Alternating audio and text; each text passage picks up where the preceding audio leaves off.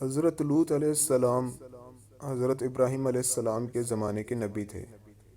آپ ابراہیم علیہ السلام کے بھتیجے تھے۔ آپ کو اللہ تعالیٰ نے ایک ایسی قوم کی طرف بھیجا جو فلسطین یا جارڈن کے آس پاس بسی ہوئی تھی، جسے سادوم کہا جاتا ہے۔ یہ سرزمین سرسبز اور شاداب تھی اور یہاں پر ہر طرح کا اناج اور پھل کی کثرت تھی۔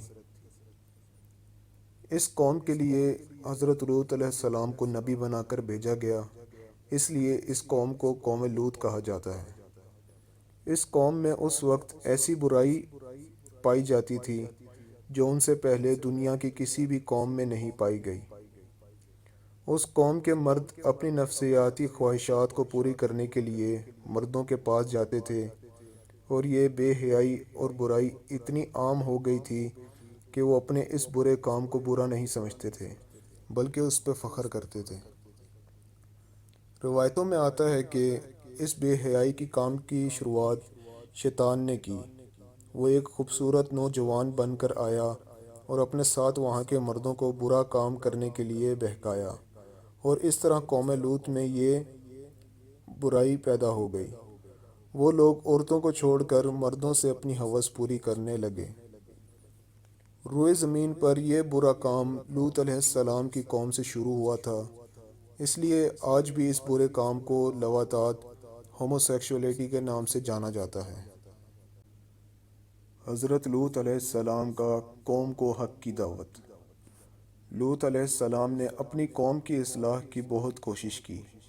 کئی برس ان کے بیچ میں رہ کر دین کی دعوت دیتے رہے، نصیحت کرتے رہے، اللہ تعالیٰ کے عذاب کی دھمکی دیتے رہے، لیکن ان کی قوم پر کوئی اثر نہ ہوا۔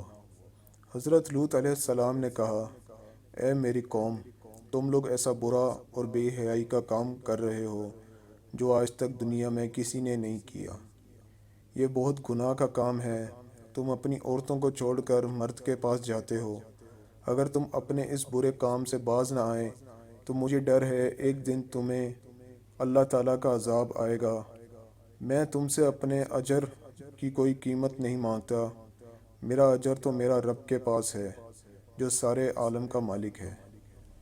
اس پر ان کی قوم کے جو دولت مند بگدیل یا امیر سردار تھے، انہوں نے کہا، ہمیں نصیحت مت کرو، بڑے پاک صاف بنتے ہو، اگر تم نے نصیحت دینا بند نہ کیا تو ہم تمہیں شہر سے باہر نکال دیں گے۔ حضرت لوط علیہ السلام کی نصیحتوں کا جب ان کی قوم پر اثر نہ ہوا سوائے تھوڑے سے لوگوں کے جو ایمان لائے، تو لوط علیہ السلام نے اللہ تعالیٰ کی بارگاہ میں دعا کی، اے میرے رب، میں نے اپنی قوم میں دن رات تبلیغ کی اور انہیں تیرے عذاب سے ڈرایا، لیکن وہ اپنے کفر میں اور آگے بڑھ گئے، اور میرے رب، اب یہ ایمان نہیں لانے والے، اب ان کا فیصلہ تو ہی کر۔ اللہ تعالیٰ نے قوم لوط کو عذاب دینے کے لیے دو فرشتے بھیجے۔ دونوں فرشتے جب نازل ہوئے تو پہلے حضرت ابراہیم علیہ السلام کے پاس پہنچے، پھر فرشتے شام ہونے سے پہلے لوط علیہ السلام کے پاس دو کمسن خوبصورت نوجوان کی شکل میں پہنچے۔ وہ ان کے یہاں مہمان بن کر آئے۔ لوط علیہ السلام کو اپنی قوم کے لوگوں کی خباثت کا پتہ تھا، اس لیے جب انہوں نے اپنے کمسن خوبصورت نوجوان مہمانوں کو دیکھا تو غمگین ہو گئے اور دل میں کہنے لگے، آج کا دن بڑی مصیبت کا دن ہے۔ انہیں ان کی فکر لاحق ہوئی کہ کہیں ان کے قوم کے لوگ ان کے مہمانوں کے ساتھ کوئی برا کام نہ کریں، اس لیے وہ جلدی سے اپنے مہمانوں کو اپنے گھر کے اندر لے گئے۔ لیکن ان کی بیوی دوڑتی ہوئی گئی اور اپنے قوم کے بگڑیل امیر سرداروں اور بدکاروں کو اپنے گھر میں آئے ہوئے مہمانوں کی خبر دے دی۔ قوم کے بدکار لوگ لوط علیہ السلام کے گھر آ پہنچے اور لوط علیہ السلام سے کہا، ان لڑکوں کو ہمارے حوالے کر دو۔ لوط علیہ السلام نے کہا، یہ میرے مہمان ہیں، میں ان کو ہرگز تم لوگوں کے حوالے نہیں کروں گا۔ تمہیں اللہ تعالیٰ کا واسطہ ہے، میرے مہمانوں کے سامنے مجھے ذلیل اور رسوا نہ کرو۔ کیا تم میں سے کوئی بھی بھلا آدمی نہیں ہے؟ اور قوم کی عورتوں کی طرف اشارہ کرتے ہوئے کہا، یہ میری بیٹیاں ہیں تم ان سے نکاح کر لو اور اپنی نفسیاتی خواہشات کو ان سے پورا کر لو۔ لیکن ان کی قوم کے لوگ نہیں مانے اور کہا، تم اچھی طرح جانتے ہو کہ ہم کیا چاہتے ہیں، ہم تمہیں کل صبح تک کی مہلت دیتے ہیں، کل صبح کے بعد تم ہمیں روک نہ پاؤ گے۔ یہ کہہ کر وہ لوگ چلے گئے۔ اپنی بے حسی پر لوط علیہ السلام کی آنکھوں میں آنسو آ گئے۔ وہ چاہ کر بھی اپنے مہمانوں کی حفاظت نہیں کر سکتے تھے، کیونکہ ان کی قوم کے بدکار لوگ تعداد میں زیادہ اور طاقتور تھے۔ لوط علیہ السلام نے کہا، اے کاش مجھ میں تم سے مقابلے کی قوت ہوتی، یا میں کسی زبردست کا آسرا پکڑ پاتا۔ تب فرشتوں نے کہا، ہم عذاب کے فرشتے ہیں، اے لوط گھبرانے کی ضرورت نہیں ہے، ہم تک تو کیا اب وہ تم تک بھی نہیں پہنچ سکیں گے۔ اللہ تعالیٰ نے ہمیں آپ کی قوم کا عذاب دینے کے لیے بھیجا ہے۔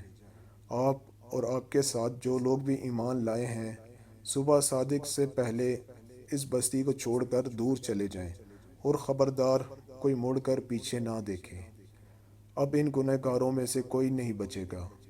لوط علیہ السلام اور جو لوگ ان کے ساتھ ایمان لائے تھے صبح ہونے سے پہلے بستی چھوڑ کر دور جا چکے تھے۔ صرف لوط علیہ السلام کی بیوی پیچھے رہ گئی، کیونکہ وہ بھی کافر تھی۔ اب فرشتوں نے زمین کو جڑ سے اکھاڑ کر پلٹ دیا اور کئی کلومیٹر تک گہرے زمین میں دھسا دیا۔ پھر اوپر پتھر اور تیزاب کی بارش کی۔